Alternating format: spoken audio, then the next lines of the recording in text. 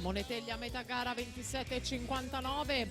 Il toscano targato SC Nuoto chiude 59,72 e si aggiudica la seconda batteria maschile. Terza batteria in partenza.